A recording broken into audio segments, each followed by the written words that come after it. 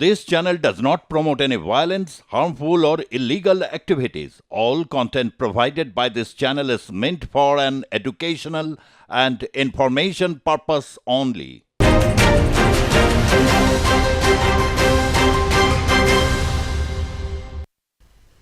নমস্কার, শুরু করছি আজকের জনমত। আমি সুজিত চট্টোপাধ্যায় রয়েছি আপনাদের সঙ্গে।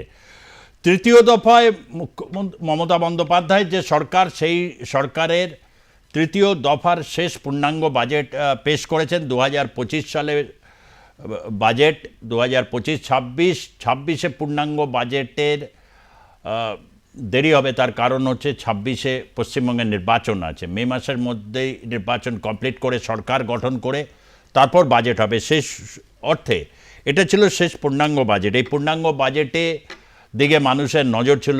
রাজ্য সরকারি কর্মচারীদের বিরাট তাদের নজর ছিল। তারা অনেকেই তাদের যে রাজ্য সরকারি কর্মচারী যারা রয়েছেন তাদের একটা অংশ প্রায় 2 বছরের অধিক সময় ধরে তারা শহীদ মিনারে অবস্থান করছেন। তাদের দাবি কেন্দ্রীয় হারে মহার্ঘ ভাতা দিতে হবে, কিন্তু সেই দাবি তো পূরণ হয়নি, ধারপাস দিয়ে যায়নি। কিন্তু 4% বৃদ্ধি করা হয়েছে এবং বারবার এই বৃদ্ধির পর বলেছেন হচ্ছে মহার্ঘ ভাতা কেন্দ্রের 53%, 18% ফারাক 35%। অবশ্য তার বিকল্প ব্যাখ্যা দিয়েছে রাজ্য সরকার। রাজ্য সরকারের বক্তব্য যে পঞ্চম ষষ্ঠ যে অর্থ কমিশন, সেই কমিশনের সময় আগের সরকার অর্থাৎ বাম আমলে যেটা ছিল তখন যে মহার্ঘ ভাতা চালু ছিল, তারপর তারা সরকারে এসে মহার্ঘ ভাতা দিয়ে ষষ্ঠ বেতন কমিশন চালু করেন এবং ষষ্ঠ বেতন কমিশনে আগে সমস্ত মহার্ঘ ভাতাগুলো এক করে দিয়ে বেসিক, এবং এটা কিন্তু ষষ্ঠ যে অর্থ কমিশন, সেই অর্থ কমিশনে 14% দিয়েছিল, তার সাথে 4% বাড়িয়ে 18% হয়েছে।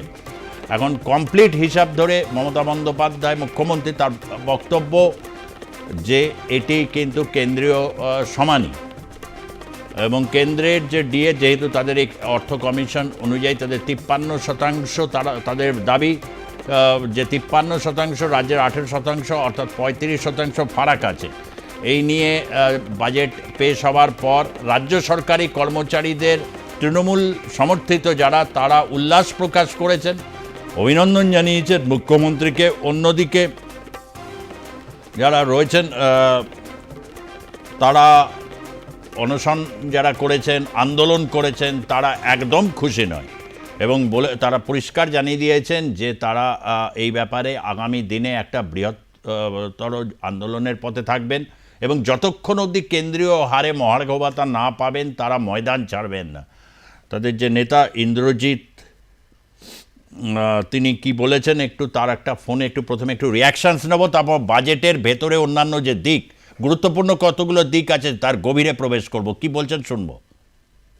যে অজুহাত রাজ্য সরকার বারবার দিয়ে এসেছে যে কেন্দ্র থেকে টাকা পাচ্ছে না বা কেন্দ্র টাকা নিয়ে চলে যাচ্ছে ট্যাক্সের টাকা, কিন্তু আমরা যেটুকু খবর আছে কেন্দ্র থেকে সমস্ত প্রাপ্ত অর্থ রাজ্য সরকার পাচ্ছে, তারপরেও দিয়ে কর্মচারীদের দেওয়া হচ্ছে না। যে নৈতিক জয় যেটা হওয়া দরকার সেটা হচ্ছে না, যার কারণ ইচ্ছাকৃত এই টাকাটার প্রদান করছে না। তো সংগ্রামী যৌথ মঞ্চ এই অন্যায়ের বিরুদ্ধে তীব্রভাবে লড়াই করে এসেছে, লড়াই করবে যতদিন না এআইসিপিআই অনুযায়ী কর্মচারীরা ডিএ পাচ্ছে।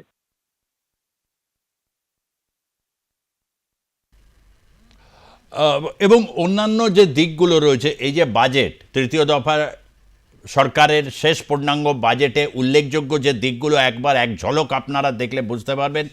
35,314 কোটি টাকার ঘাটতি বাজেট পেশ করা হয়েছে। রাজ্য সরকারি কর্মীদের 4% মহার্ঘ ভাতা বৃদ্ধি, যা আগেই উল্লেখ করেছি শুরুতেই। মহার্ঘ ভাতা 14% থেকে বেড়ে 18% হয়েছে। বাংলার বাড়ি প্রকল্পে অতিরিক্ত 16 লক্ষ উপভোক্তার জন্য বাড়ি রাজ্য সরকার নিজের খরচে সেই বাড়িগুলো করে দেবে, অর্থাৎ 12 লক্ষ আগেই হয়েছে এবং টোটাল 28 লক্ষ। নদী ভাঙন রোধে নতুন প্রকল্প নদী বন্ধন প্রকল্প, পথশ্রী প্রকল্পের জন্য 1500 কোটি টাকা অতিরিক্ত, আরও রাস্তা হবে গ্রামীণ। ঘাটাল মাস্টার প্ল্যানের জন্য 500 কোটি টাকা, 500 কোটি টাকা বরাদ্দ করা হয়েছে। গঙ্গাসাগরের সেতু তৈরি করতে 500 কোটি টাকা টেন্ডার প্রক্রিয়া চলছে। আশা ও অঙ্গনওয়াড়ি কর্মীদের জন্য মোবাইল ফোনের জন্য 200 কোটি টাকা ধার্য করা হয়েছে। মোবাইল ফোন দিতে 200 কোটি টাকা বরাদ্দ। সবচেয়ে বেশি বাজেট বরাদ্দ পঞ্চায়েত দপ্তরের জন্য। পঞ্চায়েত দপ্তরের জন্য বরাদ্দ 44,140 কোটি টাকা। এটা হচ্ছে ঘাটতি বাজেট এবং টোটাল যে বাজেট বরাদ্দ 3 লক্ষ কোটি টাকার উপরে টোটাল বাজেট পেশ করা হয়েছে। অর্থাৎ রাজ্যের যে আয় বেড়েছে এবং আয় বেড়ে যেটা দাঁড়িয়েছে হচ্ছে রাজ্যের যেটা জিডিপি সেটা উল্লেখযোগ্য হারে বৃদ্ধি পেয়েছে এবং সেই বৃদ্ধি প্রায় আপনাদের কাছে জানিয়ে রাখি, সেই বৃদ্ধির যে পরিমাণ সেই পরিমাণ অত্যন্ত মানে বেশি এবং সবচেয়ে গুরুত্বপূর্ণ এই দিকগুলো সম্পর্কে আপনাদের কাছে বিধানসভায় আজকে যখন বাজেট পেশ হয়েছে এবং কতগুলো আরও গুরুত্বপূর্ণ দিক আছে আপনাদের বলতেই হবে। মুখ্যমন্ত্রী যখন প্রেস কনফারেন্স করছেন তার বক্তব্য ছিল এই বাজেটের দর্শনটা কি। এই বাজেটের দর্শন যেটা মূল হচ্ছে অধিক আরও বেশি কর্মসংস্থান তৈরি করা। আরও একটা বিষয় উল্লেখ করেছেন, এই রাজ্যে কৃষিক্ষেত্রে আপনারা দেখলেন যে পঞ্চায়েত গ্রামীণ ক্ষেত্রকে অত্যন্ত গুরুত্ব দেওয়া হচ্ছে, অর্থাৎ পাখির চোখ গ্রাম বাংলা এটা বলা যেতেই পারে। 44,000 কোটি টাকা সেখানে বাজেট বরাদ্দ করা হচ্ছে সবচেয়ে বেশি এবং রাজ্যে প্রায় 75% রাজ্যের প্রয়োজনের পেঁয়াজ রাজ্যে উৎপাদিত হচ্ছে। রাজ্যের যে প্রয়োজন রয়েছে তার 75% পেঁয়াজ রাজ্যে উৎপাদিত হচ্ছে, যেটা একসময় গোটাটাই নাসিক থেকে আসতো। এবং 6টি ইন্ডাস্ট্রিয়াল করিডোর তৈরি হচ্ছে। কেন্দ্রের করিডোর রয়েছে, রাজ্য এই করিডোরগুলোকে তার সাথে যুক্ত করছে পরিকল্পনা করে, যাতে এই ইন্ডাস্ট্রিয়াল করিডোরের দুপাশে কলকারখানা তৈরি করা যায় এবং এই কলকারখানাতেই হচ্ছে কর্মসংস্থান হবে এবং সেই কর্মসংস্থানের প্রশ্নে কিন্তু অনেকটাই কিন্তু রাজ্য এগিয়েছে। প্রায় 1 কোটির উপর কিন্তু এসএমই সেক্টরে অর্থাৎ স্মল মিডিয়াম সেক্টরে তারা সেখানে চাকরি দিতে পেরেছে। অর্থাৎ অধিক কর্মসংস্থানের এই প্রশ্ন সেখানে রয়েছে এবং হচ্ছে 2023-24 সালে রাজ্য তার নিজস্ব যে কর সে আদায় তারা করতে পেরেছে প্রায় 90% তারা করেছে এবং 2023-24 সালে প্রায় 90% মতো মাফ করবেন 90,000 কোটি টাকা রাজ্য নিজস্ব তারা রাজস্ব সংগ্রহ করতে পেরেছে। মুখ্যমন্ত্রী বারবারই এই কথাটা বলে থাকেন, যেহেতু এখন সবটাই হচ্ছে জিএসটির আন্ডারে, পুরো জিএসটির টাকাটা নিয়ে যাওয়ার পর তারপর সেটা রাজ্যগুলোর কাছে দেওয়া হয় এবং অনেকগুলো প্রকল্পের ক্ষেত্রে টাকা বাকি রয়েছে। সেটা নিয়ে আমরা বারবার এই নিয়ে অনেক ডিবেট টকশো করেছি, জনমতে আপনারা অবহিত রয়েছেন সেগুলো, এবং বলেছেন যে রাজ্যে বেকারত্ব আনএমপ্লয়মেন্ট যে রেট সেটা 40% নেমেছে কেন্দ্রের তুলনায় 40%। এবং পশ্চিমবঙ্গে এই মুহূর্তে অনেকেই জানতে চান শিল্প কলকারখানার ক্ষেত্রে প্রায় 90 লক্ষ এখানে স্মল এবং মিডিয়াম সেক্টরে রেজিস্টার্ড কোম্পানি রয়েছে। রেজিস্টার্ড 90 লক্ষ কোম্পানি রয়েছে। এটা বিধানসভায় বাজেট পেশ করার সময় অর্থমন্ত্রী চন্দ্রিমা ভট্টাচার্য এই প্রসঙ্গ তুলে ধরেন এবং রাজ্যে জিএসডিপি 18 লক্ষ কোটি ক্রস করেছে, যেটা রেকর্ড। জিএসডিপি রাজ্যের 18 লক্ষ কোটি টাকা ক্রস করেছে, অর্থাৎ জিএসডিপি বৃদ্ধি পেয়েছে এবং রাজ্য যে ঋণ নিয়েছে, ঋণ বিতর্ক হচ্ছে রাজ্যের ঘাড়ে কত ঋণ, সেই প্রসঙ্গে কোনো উল্লেখ না করলেও জিএসডিপি যে 18 লক্ষ কোটি ক্রস করেছে সেটা তিনি উল্লেখ করেছেন। এবং ভারতবর্ষে যে কৃষির যে গড় বৃদ্ধি, সেই গড় বৃদ্ধিকেও রাজ্য ক্রস করেছে। অর্থাৎ রাজ্যে একটা বাম্পার কৃষি যে প্রোডাকশানস হচ্ছে বিভিন্ন ক্ষেত্রে সেটা সম্পর্কে তিনি উল্লেখ করেছেন। এই সমস্ত দিকগুলো উল্লেখিত হয়েছে এবং তারপর আরেকটু আপনারা জানার জন্যে আমরা একটা প্রতিবেদন নেব। সেই প্রতিবেদন নিশ্চয়ই বুঝতে পারছেন যে বছর পার করলেই তো ভোট, 2026 সালে বলা যেতে পারে দুয়ারে ভোট। জনগণের প্রত্যাশা থাকলে তেমন কোনো যে জনমোহিনীর দিকে যায়নি। আমি আগেই বলেছি যে মোর এমপ্লয়মেন্ট এটা মুখ্যমন্ত্রী বারবার বলেছেন এবং এমপ্লয়মেন্টের কোয়েশ্চেনে তিনি একটা কথা বলেছেন, বাইরের রাজ্যে চাকরি করতে গেলে সেখানে অনেকেই কিন্তু ফেরত চলে আসতে হয়। নানাবিধ কারণ আছে, ডিটেলসে তিনি সেটা জাননি। নানাবিধ কারণ, অনেকেই অবহিত। এই কারণগুলো কি? যাতে রাজ্যে চাকরির সুযোগটা বৃদ্ধি পাওয়া যায় কর্মসংস্থানের, এই জন্যেই হচ্ছে কৃষি, শিল্প এবং 100 দিনের কাজকে যে ভবিষ্যতে যে একটা বড় টার্গেট, নদী বন্ধন প্রকল্প, এটা নিয়ে আমরা বিশেষভাবে পর্ব তৈরি করেছিলাম। এটা এই বাজেটের একটি অত্যন্ত গুরুত্বপূর্ণ দিক। আমরা যাব প্রতিবেদনে।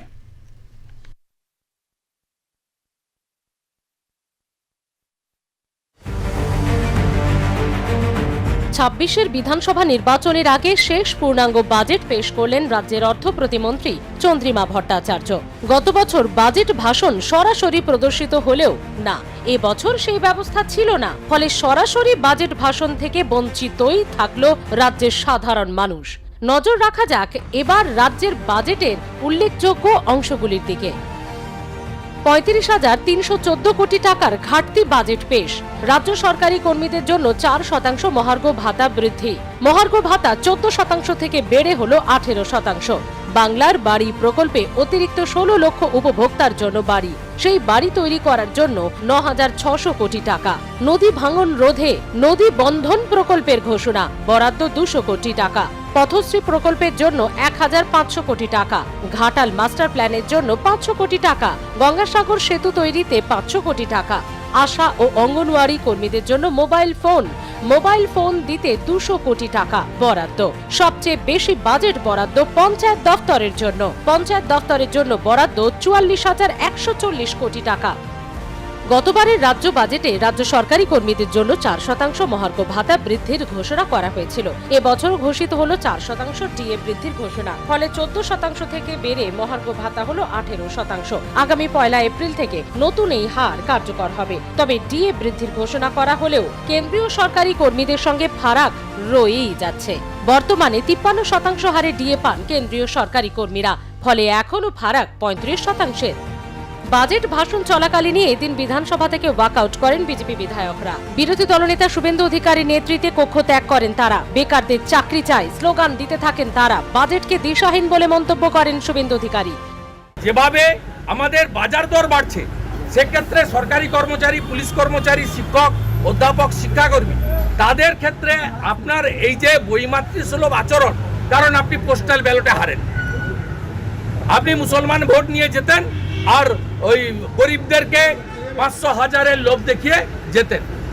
আপনার এই সরকার 6 লক্ষ কোটি টাকা ঋণ করলো, প্রত্যেকের মাথার উপর 59,000 টাকা করে ঋণ, বাম আমলে ছিল 20,000 টাকা। এই বাজেট বক্তৃতাতে আমাদের বাজেট স্পিচ ইনোগ্রেট করবেন doctor Lahiri, he is eminent economist, তিনি আপনাদের ডিটেলসে বলে দেবেন। কিন্তু আমি নাটসেল বলে দিলাম, এটা একটা দিশাহীন একটা বাজেট। এবং আমার যেটা ভালো লেগেছে, অর্থনৈতিকভাবে মুখ্যমন্ত্রী বা তার সরকার যে পঙ্গু হয়ে গেছে, এই বাজেটের ছত্রে ছত্রে তার প্রমাণ আজকে তারা দিয়ে গেছে। প্রত্যাশা থাকলেও বাজেটে বরাদ্দ বাড়ানো হয়নি লক্ষ্মীর ভান্ডার প্রকল্পে, তবে বিভিন্ন সামাজিক প্রকল্পের বরাদ্দ বাড়ানো হয়েছে। বাজেট পেশের পরেই চন্দ্রিমা ভট্টাচার্যকে পাশে বসিয়ে সাংবাদিক সম্মেলন করলেন মুখ্যমন্ত্রী। তিনি বলেন, রাজ্যের লোকেরা অন্য জায়গায় কাজ করতে গেলে তাড়িয়ে দেওয়া হয়, তাই কর্মসংস্থান তৈরি এই বাজেটের প্রধান লক্ষ্য। প্রচুর কর্মসূচি, আমরা আরো কর্মসংস্থান করতে চাই। কারণ অনেক জায়গায় আপনারা দেখতে পাচ্ছেন আমাদের লোকেরা কাজ করতে গেলে তাড়িয়ে দেওয়া হয়। অন্যান্যরা যখন আমাদের কাজ করতে আসে আমরা তাদের কিন্তু আহ্বান জানাই। আমরা কিন্তু কারো কোনো দক্ষতাকে কখনো ছোট করে দেখি না, কিন্তু আমাদের লোকেরা আমাদের এখানে অন্য জায়গায় কাজ করতে গেলে তাদের তাড়িয়ে দেওয়া হয়, তাদের মেধাটাকে প্রাধান্য দেওয়া হয় না, তাদের যোগ্যতাকে প্রাধান্য দেওয়া হয় না, কিন্তু আমরা এটা দিই। তাছাড়াও মনে রাখবেন, Nadi Bandhan it's important program for future. একদিকে গ্লোবাল ক্যালামিটিস চলছে, ন্যাচারাল ক্যালামিটিসকে রুখবে।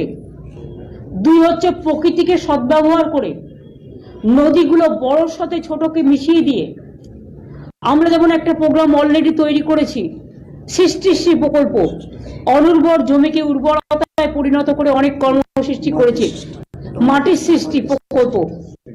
কাজেই এইরকম মনে রাখবেন, এই প্রকল্পটাও অনেক জীবন জীবিকা তৈরি করবে। ভাঙন রোধেও আমরা অলরেডি গঙ্গা পদ্মা নদীর ভাঙনে মানুষকে মুর্শিদাবাদ, মালদা, নদিয়া, কিছুটা ইছামতি, এরকম অনেক মানুষকে প্রবলেম ফেস করতে হয়। সেই জন্য আমরা একটা মডেল, হাইড্রোলজিক্যাল মডেল, প্রকৃতি ভিত্তিক সমাধানের জন্য আমরা একটা মাস্টার প্ল্যান তৈরি করছি। আগামী বছর বিধানসভা ভোট, ফলে পূর্ণাঙ্গ বাজেট করার আর সুযোগ থাকবে না। ভোটের আগে পেশ হবে ভোট অন অ্যাকাউন্ট। অন্তর্বর্তী বাজেট হলেও সেই বাজেটেই এখন নজর থাকবে। কে বলতে পারে সেই বাজেটেই হয়তো লুকিয়ে রয়েছে আস্তিনের তাস। বিধানসভা থেকে ষষ্ঠী চট্টোপাধ্যায় সঙ্গে সঞ্জু সুরের রিপোর্ট, আর+ নিউজ।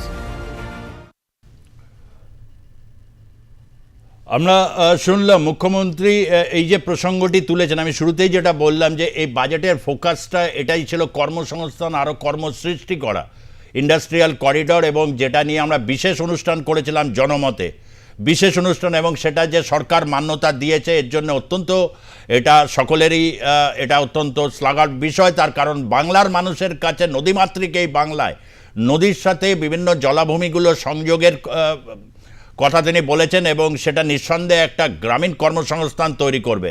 কিন্তু স্পেসিফিক চাকরির ক্ষেত্রে যে লজিকটা তিনি দিয়েছেন, আগামী সময় এটা যে বিতর্ক তুলবে বলার অপেক্ষা রাখে না।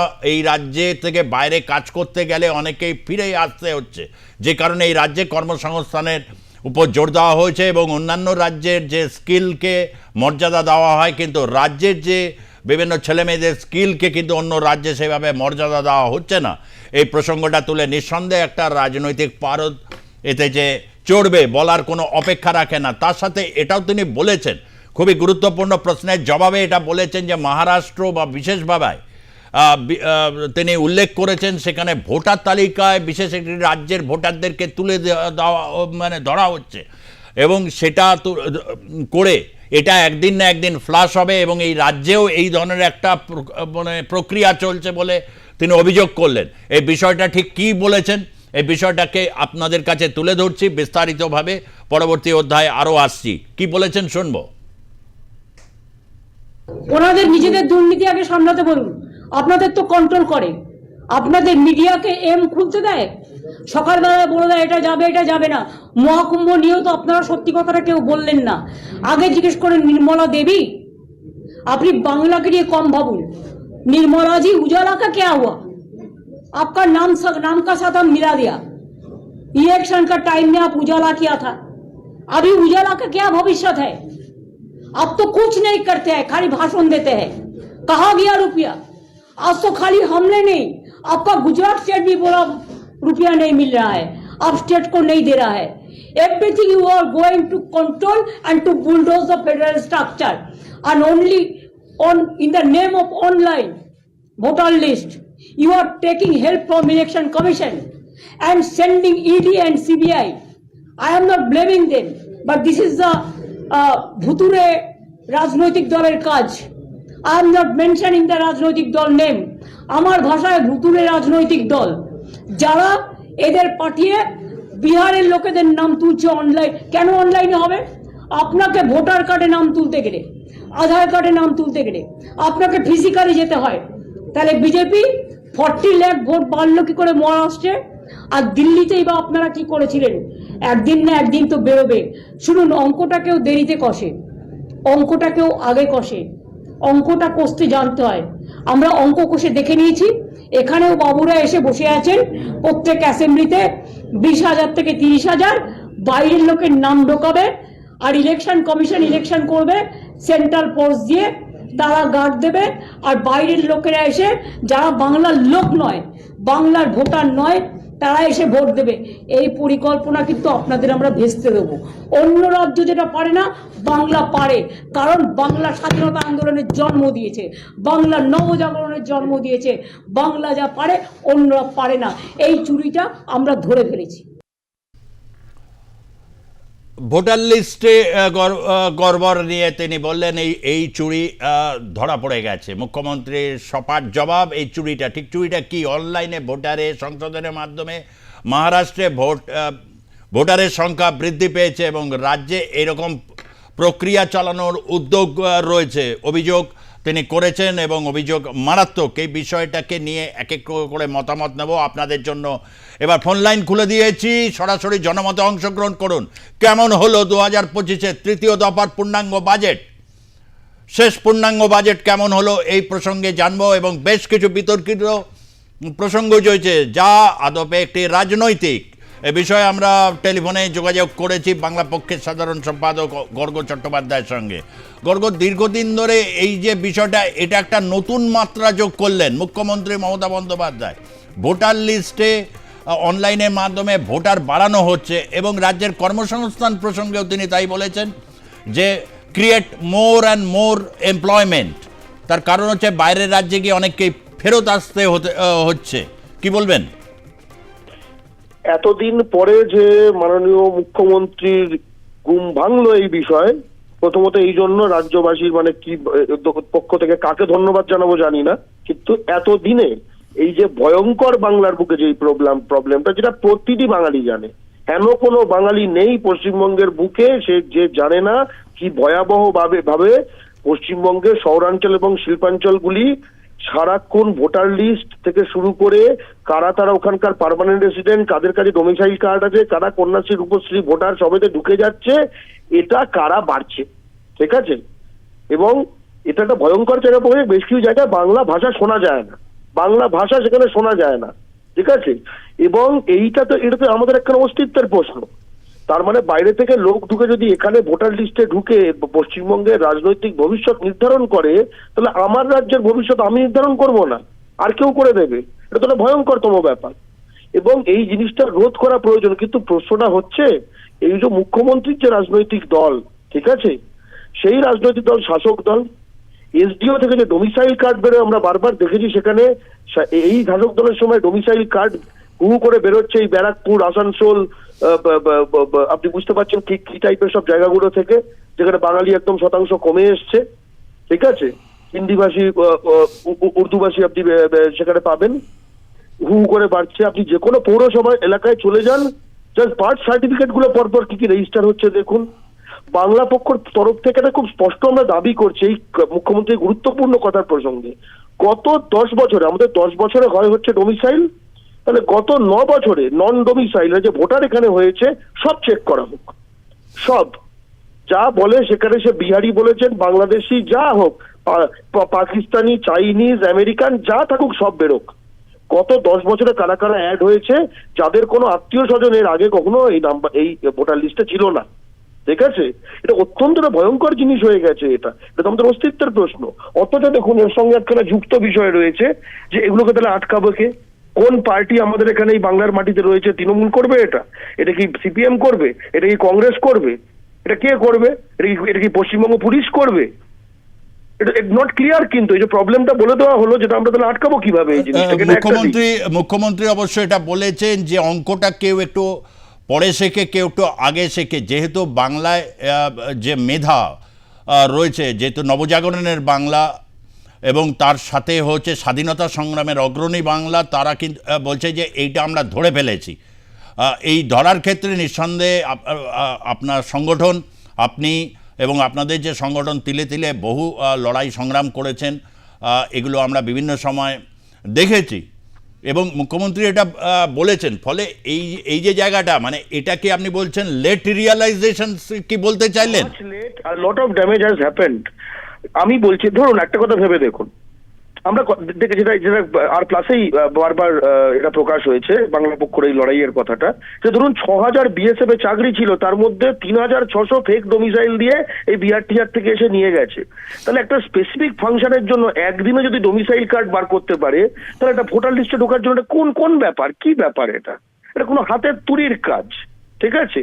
তাহলে এবার ভেবে দেখুন কিভাবে ফেপে বসে আছে। অনেকে তো বলছিল যে আমাদের যে আজকে যে স্কিমগুলো বলে না, কন্যাশ্রী এত লক্ষ কোটি, সেই তত লক্ষ কোটি, এর মধ্যে প্রায় 15-20% জলে এই কারণে, ঠিক আছে?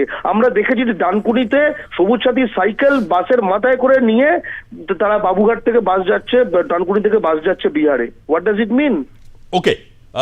এবং আমি একটা কথা বলতে চাই শুধু এই প্রসঙ্গে, মুখ্যমন্ত্রী অন্য যে কথাটা বলেছেন যে এই চাকরি এখানে স্থানীয় হবে, এই হবে, ঠিক আছে, এইসব কথা, অথচ আমরা দেখেছি এই যে প্রথমে যেটা বলেছেন ভোটার লিস্টে ঢুকছে, আর দ্বিতীয় হচ্ছে এই যে অলরেডি যারা আসছে মাইগ্রেশন, এটা ফেক নয়। একটা হচ্ছে ফেক, একখানা পুরো পুশ ইন করা, সেটা হচ্ছে ষড়যন্ত্র। সেকেন্ড হচ্ছে এই ডাইরেক্ট ন্যাচারাল যে জিনিসটা, দুটোর ফলাফল একই, ঠিক আছে? যে বহিরাগত পার্সেন্টেজ বাড়ছে ভোটার লিস্টে। এই যে ইন্ডাস্ট্রিয়াল ক্ষেত্রগুলির নাম বলবেন এখানে, এই পাবেন, এই পাবেন, এই পাবেন, কিভাবে পাবে? ওনার শাসন আমলে যা যা এরকম তৈরি হয়েছে, লাখ লাখ চাকরি তৈরি হয়েছে, কোনো বাঙালির ঘরে কিছু ঢোকেনি, সব ইউপি, বিহার, ঝাড়খণ্ডে গেছে। উনি নতুন যে কথাগুলো বললেন হঠাৎ সেগুলো অন্যরকম হবে কেন? নাকি উনি যে অরিজিনালি যে এই প্রবলেমটার কথা বললেন ভোটার লিস্টে ঢুকে যাচ্ছে ভয়ঙ্কর ভাবে, পুরো জনবিন্যাস বদলে, চরিত্র বদলে দিচ্ছে, সেটা তো আরোই ত্বরান্বিত করবে এই বিষয়টা। ধন্যবাদ আপনাকে।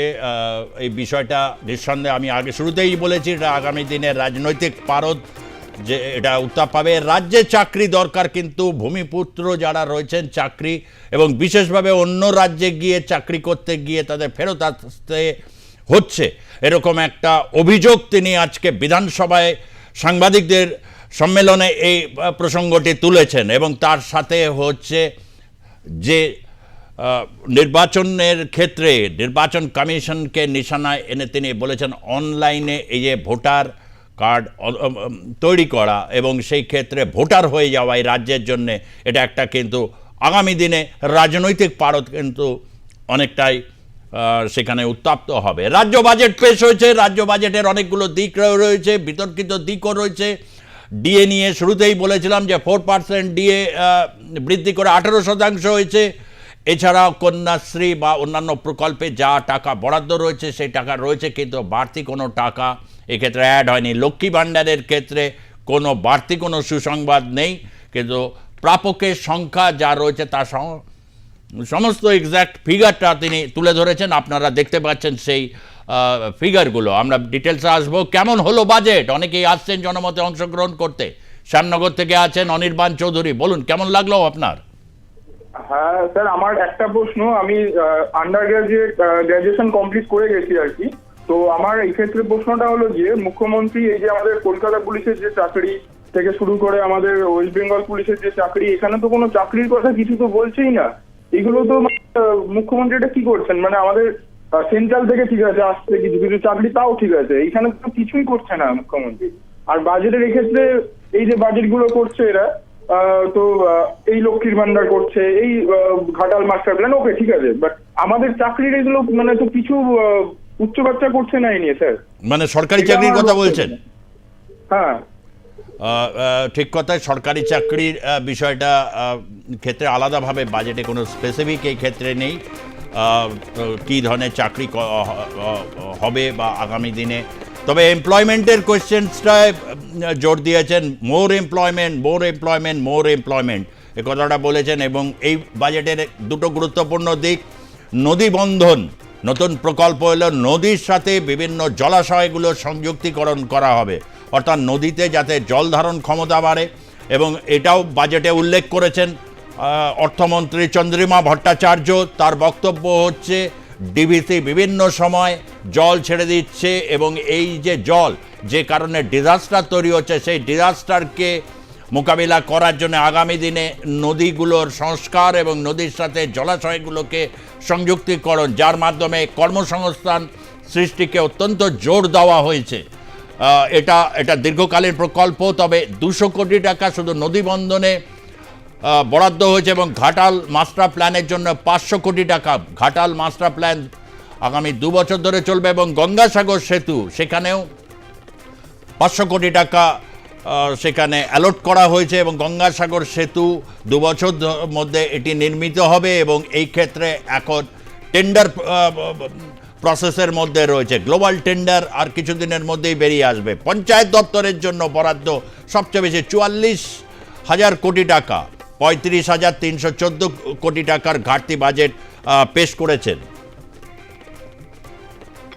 আমাদের সঙ্গে জনমতে রয়েছেন ননীগোপাল রায় বর্ধমান থেকে, বলুন। বলছি যে গরিব মানুষের জন্য কি করলে? ওই 16 লক্ষ নতুন বাড়ি তৈরি হবে গরিব মানুষের জন্য, বাংলার বাড়িতে প্রকল্প। আর কিছু নেই, যাদের জমি নেই এক কাঠা, তাদের জন্য কি করলেন? আচ্ছা, খুব গুরুত্বপূর্ণ আপনি বলছেন, যাদের জন্য অনেক ক্ষেত্রে সরকারি এটা আগেই সিদ্ধান্ত ছিল ননীগোপাল বাবু যে জমি কেনার ক্ষেত্রেও সহযোগিতা দেবে, জমি কেনার ক্ষেত্রে সহযোগিতা দেবে, আপনি নির্দিষ্ট যে পঞ্চায়েত তাদের সাথে যোগাযোগ বজায় রাখুন। তার কারণ হচ্ছে 12 লক্ষ ইতিমধ্যে তাদের ব্যাংক অ্যাকাউন্টে টাকা ঢুকে গেছে, আরও 16 লক্ষকে মানে অন্তর্ভুক্ত করা হয়েছে, যে কারণে বাজেট বরাদ্দ বৃদ্ধি করা হয়েছে এবং টোটালটা গ্রামীণ যে দপ্তর সেই দপ্তরে 44,000 কোটি টাকার বাজেট বরাদ্দ রয়েছে। এবং সেই বাজেটে একটা দিক হচ্ছে বাংলার বাড়ি, অর্থাৎ 12 লক্ষের টাকা ইতিমধ্যেই ব্যাংক অ্যাকাউন্টে ঢুকে গেছে এবং বাদবাকি প্রথম কিস্তি ঢুকে গেছে, বাড়ি এগোলেই দ্বিতীয় কিস্তি ঢুকবে এবং 16 লক্ষ ইনক্লুডেড হয়েছে। তাদের প্রথম কিস্তি ঢুকে যাবে ডিসেম্বরের মধ্যে এবং এপ্রিল মের মধ্যে দ্বিতীয় কিস্তি ঢুকে যাওয়ার সম্ভাবনা। অর্থাৎ টোটাল 28 লক্ষ গরিব মানুষ বাংলার বাড়ি প্রকল্পে উপকৃত হতে চলেছেন। 12 লক্ষ আগে, 16 লক্ষ আজকে ইনক্লুডেড হলো। বাজেটে ঘোষণা করেছেন অর্থমন্ত্রী চন্দ্রিমা ভট্টাচার্য, তিনি যখন বাজেট পেশ করেছেন এই বিষয়টি বলেছেন। পরবর্তী অধ্যায়ে মুখ্যমন্ত্রী মমতা বন্দ্যোপাধ্যায় সাংবাদিক সম্মেলন করে এটিকে অনেক ডিটেল আকারে তিনি তুলে ধরেছেন। আমরা রয়েছি বাজেট 2025। মুজিবুর রহমান শেখ, বলুন, জনমতে অংশগ্রহণ করছেন সাতগাছিয়া থেকে, কেমন বাজেট? স্যার, আমি আমার বয়স হচ্ছে 32+। আমি এই মুহূর্তে আমি আজকের বাজেটটা দেখে যেটা বুঝলাম, সম্পূর্ণ জনমুখী প্রকল্প নিয়ে সমস্ত বাজেটটা হয়েছে। আমি এর জন্য আমাদের মাননীয় মুখ্যমন্ত্রী মমতা বন্দ্যোপাধ্যায়কে অনেক অনেক ধন্যবাদ জানাই। উনি সমস্ত দিকগুলো, খুঁটিনাটি ব্যাপার, যেমন মহিলাদের দেখেছেন, যেমন সরকারি চাকরি প্রার্থী যারা আছেন মানে কর্মরত তাদের বিষয়গুলো দেখেছেন, এবং যারা লক্ষ্মী ভান্ডার থেকে বিভিন্ন, আমরা যারা গ্রামের মফস্বলে থাকি, অনেক গ্রামের মানুষ আছেন যারা এই লক্ষ্মী ভান্ডারের অর্থ নিয়ে তাদের বিভিন্ন কাজে তারা লাগায়, এবং যারা মহার্ঘ ভাতা বা বৃদ্ধ ভাতা পান। আমি একজন অ্যাজ এ স্টুডেন্ট বলবো না, আমি একজন পুত্র সন্তানের বলি, অনেক মায়েরা আছে যারা এই টাকাটা নিয়ে কিন্তু ওষুধ কিনে তাদের ওষুধের দেখভাল করে, তাদের পরিবার করে, জীবিকা নির্ভর করে। এইগুলো যে মুখ্যমন্ত্রী দৃষ্টি আকর্ষণ করেছে, এর জন্য ওনাকে অনেক অনেক ধন্যবাদ। খুব ভালো লাগলো আজকের বাজেটটা দেখে। Thank you sir. Mujibur Rahman Sheikh Satgachhia থেকে জানালেন এই বাজেট সম্পূর্ণ জনমুখী হয়েছে এবং গোটা বাজেটে সমস্ত দিক যেভাবে তুলে ধরা হয়েছে তাতে অত্যন্ত খুশি। গ্রামীণ মানুষের দিকে যে পাখির চোখ, অর্থাৎ 2026 সালে তৃণমূল কংগ্রেস এই নির্বাচনে গ্রামকে একেবারে পাখির চোখ করে এগোতে চায়, যে রাজ্যের যে 294টা বিধানসভা কেন্দ্রে, সেই কেন্দ্রে যাতে কর্মসংস্থান বা বিভিন্ন ইস্যুগুলো যাতে আসে এবং গ্রামীণ থেকে শহরের কর্মসংস্থানের প্রশ্নে 6টি ইন্ডাস্ট্রিয়াল করিডর, এই বিষয়ে মুখ্যমন্ত্রীর বক্তব্য শোনাবো আপনাদেরকে। 6টি ইন্ডাস্ট্রিয়াল করিডর তৈরি হচ্ছে, আপনারা জানেন। তার মধ্যে কিছু কেন্দ্রীয় করিডর রয়েছে যেটা একেবারে লুধিয়ানা থেকে ডানকুনি পর্যন্ত। সেই প্রকল্পগুলোর সাথে রাজ্য সরকার তার যে ইন্ডাস্ট্রিয়াল এবং ইকোনমিক ফ্রেট করিডর তৈরি করে মুখ্যমন্ত্রী যেটা বলেছেন, একেবারে করিডরের রাস্তার দুপাশে হচ্ছে বিভিন্ন ইন্ডাস্ট্রি, স্মল, মিডিয়াম, বিগ, বিভিন্ন ধরনের ইন্ডাস্ট্রি তৈরি হবে এবং যেটাই হতে চলেছে ইউএসপি রাজ্যের কর্মসংস্থানের প্রশ্নে। কি বলেছেন এই বিষয়ে ইন্ডাস্ট্রিয়াল ফ্রেট করিডর নিয়ে মুখ্যমন্ত্রী মমতা বন্দ্যোপাধ্যায়? আপনাদেরকে একটু শুনিয়ে দেবো। 47 লক্ষ আমরা স্কিল ট্রেনিং দিয়েছি, আর আমরা করেছি কি, ITI পলিটেকনিকের সাথে ইন্ডাস্ট্রিগুলোকে কানেক্ট করে দিয়েছি। অর্থাৎ যে যে ইন্ডাস্ট্রি, যে স্কিলের লোক নেওয়া প্রয়োজন তারা এখান থেকে নিচ্ছে, তার ওয়েবসাইট আছে। ফলে 10 লক্ষ ছেলেমেয়ের এর মধ্যে চাকরি হয়ে গেছে এবং আরও কয়েক লক্ষ প্রসেসে আছে যারা স্কিল ট্রেনিং নিয়েছে। এটা আমরা জব ক্রিয়েট করি এবং ইন্ডাস্ট্রি এবং উৎকর্ষ বাংলার সাথে মিলিয়ে দিই যাতে তারা চাকরিটা পায়। 1,30 লক্ষ লোক চাকরি করছে, অর্থাৎ চাকরিটা হয়েছে। এইভাবে এরা যে বলে BGBS এর টাকা কি হলো, মোট আমাদের যতগুলো BGBS হয়েছে, যদি আমি সেটা আপনাদের কাছে পুরো বলি তাহলে আমরা আগের BGBS গুলো নিয়ে সব, মানে এবার একটা বাদ দিয়ে আমরা 19 লক্ষ কোটি টাকার মতো প্রজেক্ট পেয়েছিলাম। তার মধ্যে 13 লক্ষ কোটি টাকার প্রজেক্ট কমপ্লিট হয়ে গেছে। আপনারা হাওড়া থেকে বর্ধমান, বর্ধমান থেকে পুরুলিয়া যান, সব জায়গায় যান, শিলিগুড়ি থেকে শুরু করে, অলরেডি দেখবেন কোনো জায়গার খালি নেই, সব ইন্ডাস্ট্রিয়াল পার্কগুলো ভর্তি হয়ে গেছে। তার মানে কি প্রজেক্ট তৈরি হয়েছে, এমপ্লয়মেন্ট লোকালি তৈরি হচ্ছে। এর একটা অ্যাডভান্টেজ আপনাদের মনে রাখতে হবে। Big industry for urban people and rural people also. আসানসোলে সেল গ্যাস পাওয়া গেছে দুর্গাপুরে, সেটা একটা বিরাট পসিবিলিটি আছে, প্রচুর কর্মসংস্থানের। দেউচা পাঁচমি, আমরা অনেক ছেলে মেয়ে যেসব জমিগুলো ইতিমধ্যে নেওয়া হয়েছে, আমরা তাদের কর্মসংস্থান করে দিয়েছি।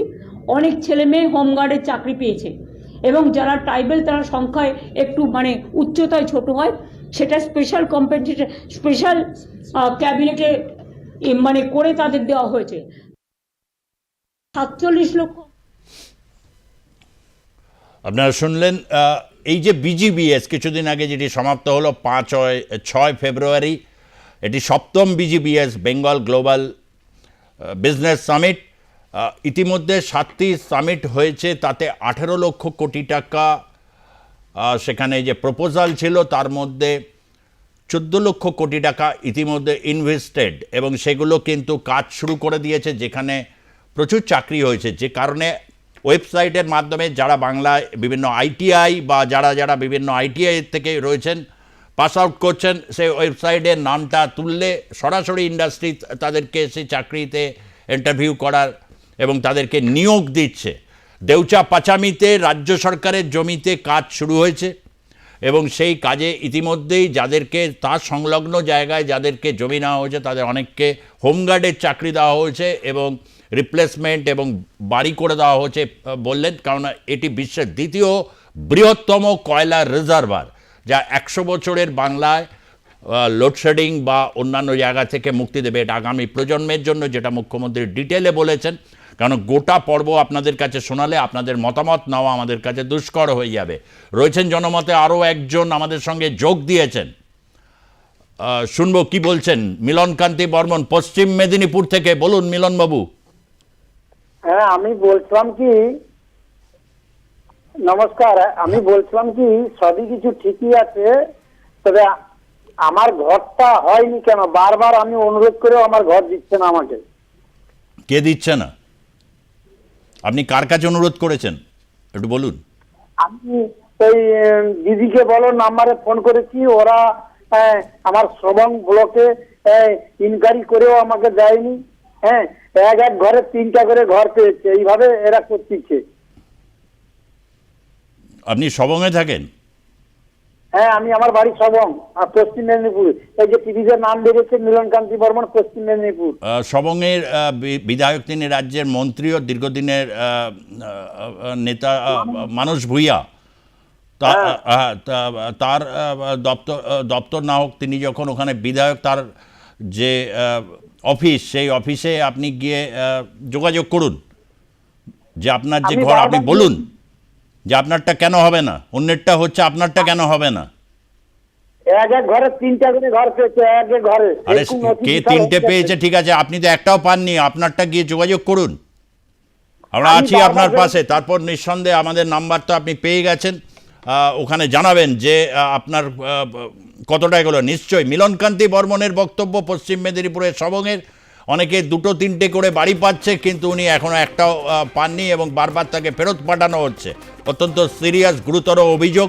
তার কারণ পশ্চিম মেদিনীপুর নিবাসী মিলনকান্তি বর্মন, তার এটা প্রাপ্য অধিকার, এবং রাজ্য সরকার যে বিপুল পরিমাণ বাজেট বরাদ্দ করেছে, 16 লক্ষ নতুন আরও মানুষ তার মধ্যে ইনক্লুডেড হচ্ছেন, সেখানে মিলনকান্তি বর্মন কেন পাবেন না, এই বিষয়টা নিঃসন্দেহে উনি ফোন করে আমাদেরকে জানালেন।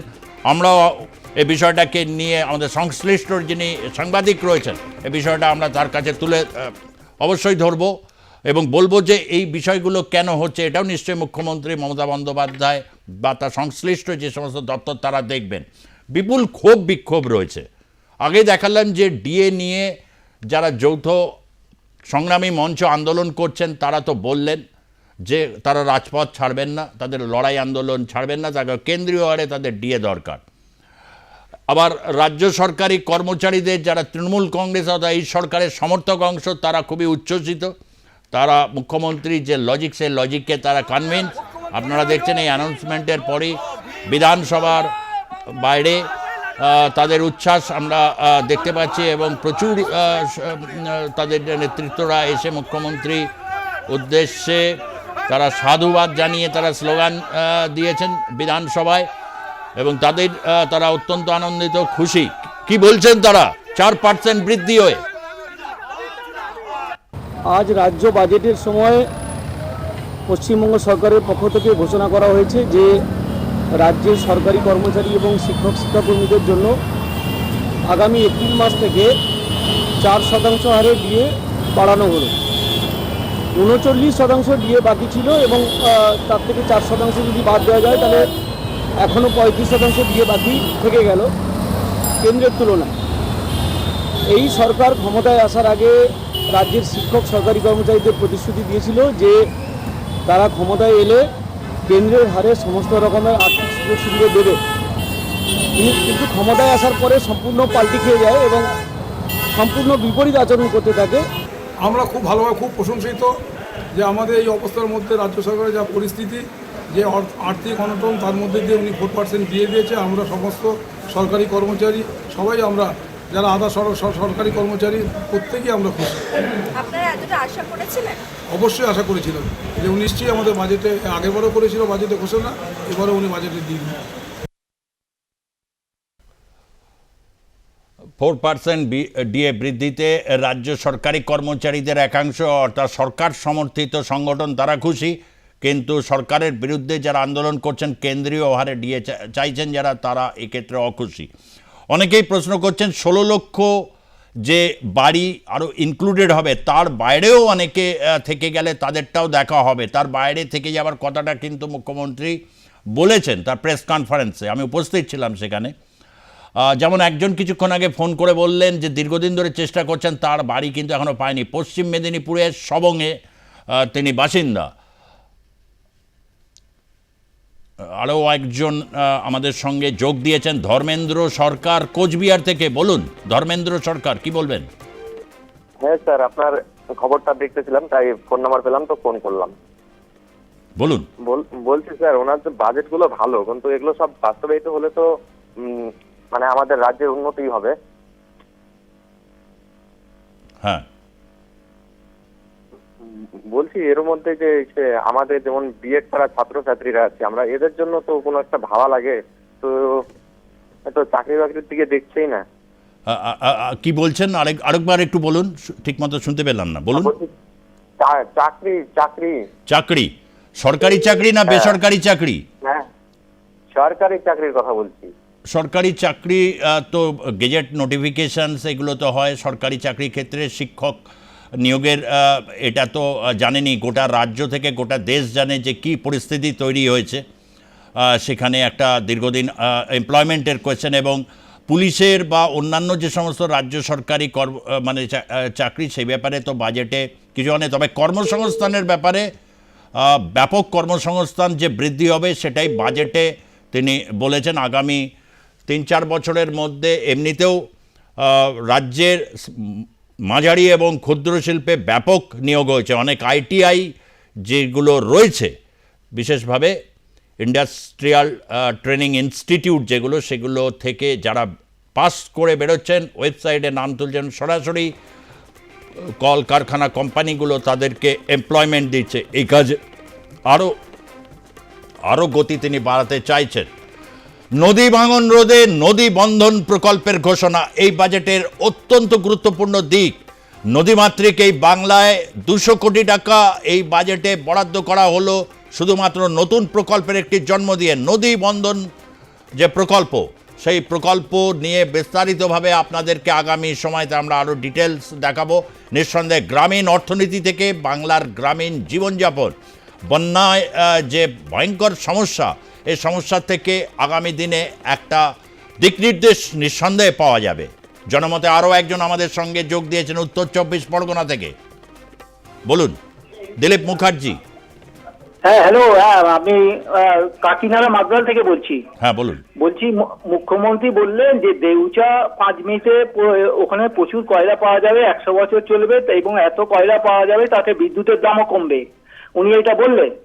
হ্যাঁ, কিন্তু আমার প্রশ্ন, মুখ্যমন্ত্রী এর আগে বলেছিলেন যে কেন্দ্রীয় সরকার থেকে একটা খনি বিদ্যুৎ কেন্দ্র চালাতে গেলে যে কয়লা দরকার সেই কয়লা পাওয়া গেলে পশ্চিমবঙ্গে তখন বিদ্যুতের দাম কমে যাবে, কিন্তু সেই খনি তো রাজ্য সরকার পেয়েছে। এবং মুখ্যমন্ত্রী বহুবার মিডিয়ার সামনে এই প্রশ্নের মুখোমুখি হয়ে উনি কিন্তু উত্তর দেননি। তাহলে মুখ্যমন্ত্রীর এই কথাটা কি বিশ্বাস করা যাবে? দেউচা 5B উনি দেখাচ্ছেন, কিন্তু আগে তো উনি কয়লা খনি পেয়েছেন, বিদ্যুৎ কেন্দ্রের কয়লা, তাহলে বিদ্যুতের দামটা কমলো না কেন? এই কয়লা খনিটা সবে মাত্র একটি ক্ষুদ্র অংশে শুরু হয়েছে, যেটি রাজ্য সরকারের জমি দেউচা পাচামিতে, আর বাদবাকি জমি এখন অধিগ্রহণ চলছে হোমগার্ডের চাকরি, কেননা ওখানে স্থানীয় স্তরে অনেকগুলো ওখানে লড়াই চলছে চাকরি এবং বিকল্প বাসস্থানের, সেগুলো তিনি খোলসা করেছেন। অনেকে চাকরি পেয়েছে হোমগার্ডে, ঠিক যারা যারা পেয়েছে যেখানে সেখানে উত্তোলনটা শুরু হয়েছে।